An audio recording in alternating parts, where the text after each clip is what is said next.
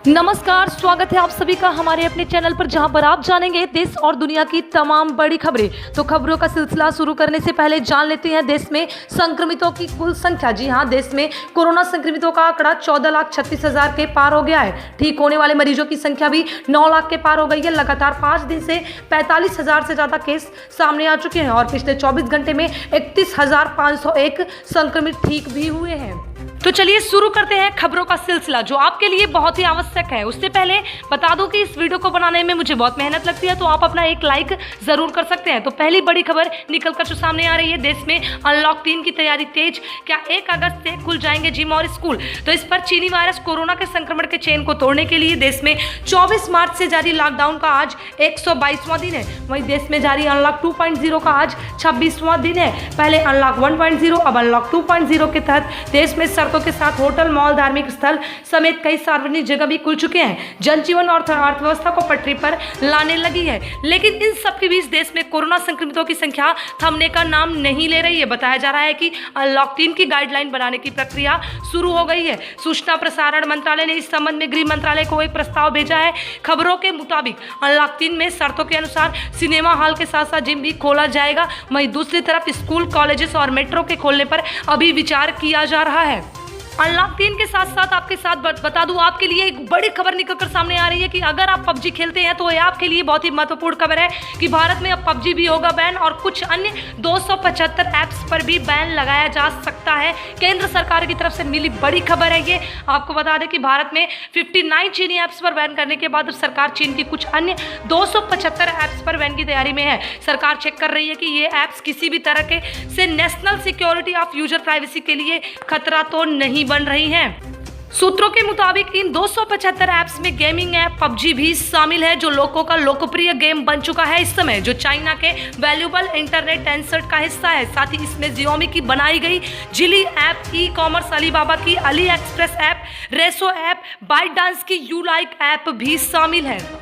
तो अगली बड़ी खबर निकलकर आप सभी को लोगों के लिए सामने आ रही है। आप सभी लोगों के लिए बहुत ही महत्वपूर्ण खबर हो सकती है कि अगले महीने बैंक होने जा रहे हैं बंद। जल्दी से निपटा लें अपने ये काम। जी हाँ, अगले महीने बैंक बंद होने जा रहे हैं। 15 से 20 दिन के लिए अगले महीने बैंक बंद रहेंगे। आने वाले महीने में अगर आप बैंकों में किसी भी प्रकार का काम करना चाहते हैं तो समय पर ही निपटा लें, वरना आपको नकदी से लेकर चेक क्लियर ना होने वाली जैसी समस्याओं से 2-4 होना पड़ सकता है। इसकी वजह अगस्त में 13 दिनों तक बैंक की छुट्टी होना है। जी हाँ, 13 दिनों तक बैंक बंद रहेंगे। इससे आपका काम प्रभावित हो सकता है। और इसी के साथ साथ आपको बता दें कि बैंक बंद होने की सबसे बड़ी वजह क्या है कि बैंक बंद होने की वजह है त्योहारों से लेकर अन्य छुट्टियां होना है। वहीं इन छुट्टियों की शुरुआत महीने के पहले दिन से शुरू हो जाएगी। इसमें 1 अगस्त को बकरीद से 2 अगस्त को रविवार और 3 अगस्त को रक्षाबंधन का त्यौहार होने के कारण लगातार 3 दिनों तक बैंकों का अवकाश रह सकता है। और आप सभी के लिए एक अहम खबर है कि एप्पल दे रही है फ्री आईफोन, बस करना होगा आप सभी लोगों को ये काम। जी हाँ, एप्पल आईफोन जितना का एक शानदार मौका दे रही है। आपको बता दें कि इस एप्पल आईफोन को आप आसानी से जीत सकते हैं। दिग्गज टेक कंपनी एप्पल हैकर्स को अपना आईफोन हैक करने के लिए आमंत्रित कर रही है। इतना ही नहीं, इतने के लिए कंपनी फ्री आईफोन भी दे रही है। दरअसल company Apple security research device program लेकर आई है। इसके तहत कंपनी वाइट या कहें एथिकल हैकर्स को एक मॉडिफाइड आईफोन देगी। प्रोग्राम के तहत हैकर्स को एप्पल iOS ऑपरेटिंग सिस्टम में कोई कमी खोज नहीं होगी। एप्पल ने बताया सिक्योरिटी के प्रति एप्पल के प्रतिबद्धता के कारण इस प्रोग्राम को तैयार किया गया है। इसमें iOS यूजर्स की सिक्योरिटी बेहतर करने, आईफोन में अधिक रिसर्चर लाने और पहले से ही iOS सिक्योरिटी पर काम करने वालों की कार्यक्षमता में सुधार करने में मदद मिलेगी। कंपनी ने बताया है कि हैकर्स को खासतौर पर सिक्योरिटी रिसर्च के लिए तैयार किए गए आईफोन दिए जाएंगे। यह स्पेशल आईफोन ब्रिजेबल होंगे, यानी इसमें किसी भी प्रकार का सॉफ्टवेयर या टूल इस्तेमाल नहीं किया जा सकता है। तो ये एप्पल की तरफ से सभी के लिए एक बड़ा ऑफर है कि आप जीत सकते हैं एप्पल आईफोन। और एक अहम खबर आप सभी देशवासियों के लिए निकलकर सामने आ रही है। आप सभी देशवासियों के लिए एक बड़ी खुशखबरी है कि फ्रांस दे रहा है भारत को ये तोहफा। अब चीन की खैर नहीं होगी। आखिरकार इंतजार खत्म हुआ। दुनिया का सबसे ताकतवर लड़ाकू विमान राफेल भारत आने वाला है। सूत्रों के मुताबिक आज फ्रांस के एयरबेस से राफेल विमान भारत के लिए उड़ेंगे। 7,364 किलोमीटर की हवाई दूरी तय करके 5 रफाल विमान बुधवार को अंबाला एयरबेस पहुंचेंगे। और सबसे खास बात सभी देशवासियों के लिए यही है कि अब भारत इतनी मजबूती हासिल कर रहा है कि चीन को मुंह तोड़ जवाब दे सकता है।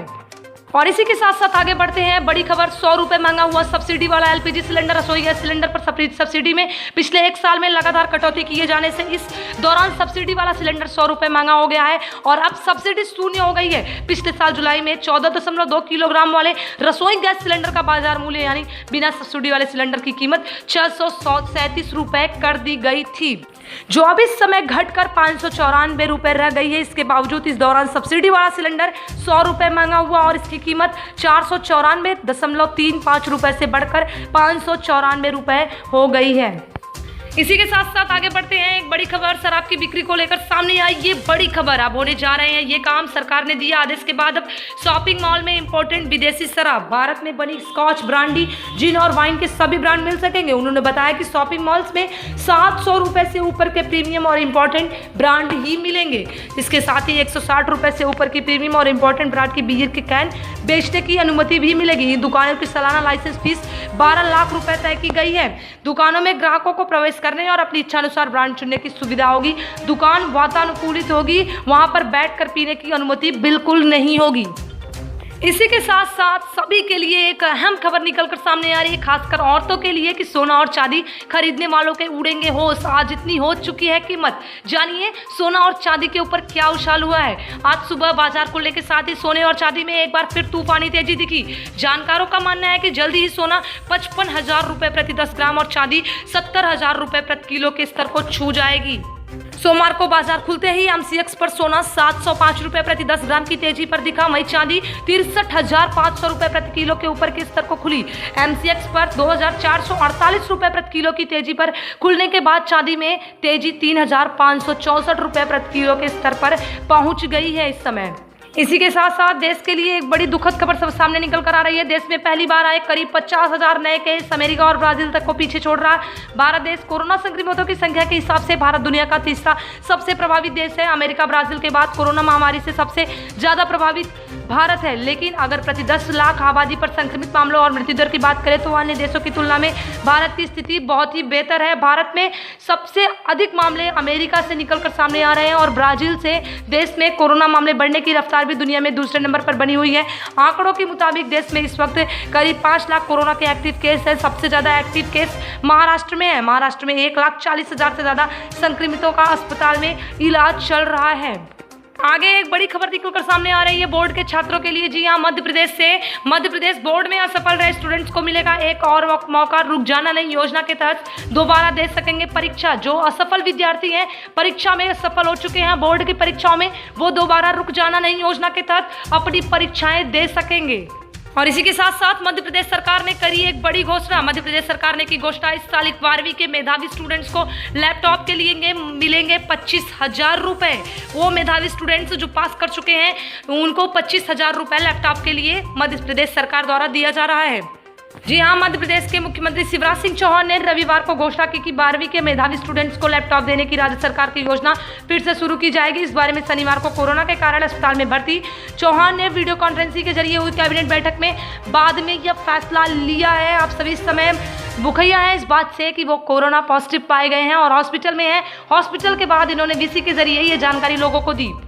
इसी के साथ साथ बॉलीवुड के गलियारे से एक दुखद खबर निकलकर सामने आ रही है कि 86 की उम्र में अभिनेत्री कुमकुम का निधन। किशोर कुमार और गुरुदत्त के संग किया था काम। आपको बता दें कि बॉलीवुड एक्ट्रेस कुमकुम का निधन हो गया है। वह 86 साल की थी। हालांकि उनके निधन की वजह सामने नहीं आई है। 22 अप्रैल 1934 को बिहार के शेखपुरा में जन्मी कुमकुम का असली नाम जैबुनिशा था। उनके पिता हुसैनाबाद के नवाब हुआ करते थे। इसी के साथ साथ सभी देशवासियों के लिए एक बड़ी खुशखबरी निकलकर सामने आ रही है कि अगस्त में लॉन्च होगी कोरोना की दवा। जानिए कहां और कैसे मिलेगी, कितनी होगी कीमत इस दवा की, तो पूरी बात देखिए आगे क्या है। भारत समेत दुनिया भर में कोरोना वायरस से संक्रमितों की संख्या लगातार बढ़ती जा रही है। अभी तक इतनी वैक्सीन तो लॉन्च नहीं हुई है, लेकिन अब तक दवाइयों की से ही काम चलाया जा रहा है। कई ऐसी दवाइयाँ हैं जो कोरोना के इलाज में कारगर साबित हो रही हैं। अब देश की जानी मानी फार्मास्यूटिकल कंपनी सिप्ला ने यह घोषणा की है कि वह अगस्त के पहले हफ्ते में कोरोना की एक नई दवाई लॉन्च कर देगी। और देशवासियों के लिए मौसम विभाग से एक बड़ी चेतावनी मिल रही है कि दिल्ली एनसीआर में अगले 2 दिन तक फिर से हो सकती है बारिश। तेज बारिश होने के हो रहे हैं आसार। अपने घर पर ही रहें क्योंकि इस समय देश में बाढ़ लगातार बढ़ती चली जा रही है। इसी के साथ आपको बताना चाहेंगे कि दिल्ली एनसीआर में 29 और 30 जुलाई को भारी बारिश हो सकती है, यह अनुमान मौसम विभाग ने बताया है। मौसम विभाग का कहना है कि 31 जुलाई को भी तेज बारिश होने के आसार लगाए जा रहे हैं, किंतु 29 और 30 जुलाई को हल्की बारिश के साथ ही तेज बारिश भी हो सकती है। इसके चलते लोगों को जल जमाव, ट्रैफिक आज से सावधान रहने के लिए बार बार कहा जा रहा है। इस समय बॉलीवुड में गरीबों के मसीहा कहे जाने वाले सोनू सूद ने फिर दिखाई अपनी दया। जी हां, लड़कियों को हल चलाते देख सोनू सूद ने भेजा ट्रैक्टर। कुछ गरीब परिवार की लड़कियां खुद अपने खेत में हल चला रही थी। इसको देखते हुए सोनू सूद ने उनके लिए ट्रैक्टर भेजा है। इसी के साथ साथ आज अंत करते हैं खबरों का, तो चैनल पर बने रहिएगा और चैनल को सब्सक्राइब करना बिल्कुल ना भूलिएगा, क्योंकि यहाँ से मिलेंगी आपको देश और दुनिया की तमाम बड़ी खबरें जो आप सभी के लिए बहुत ही महत्वपूर्ण होती हैं। तो मिलते हैं अपने नेक्स्ट वीडियो में, तब तक के लिए कीप सपोर्टिंग। जय हिंद, वंदे मातरम।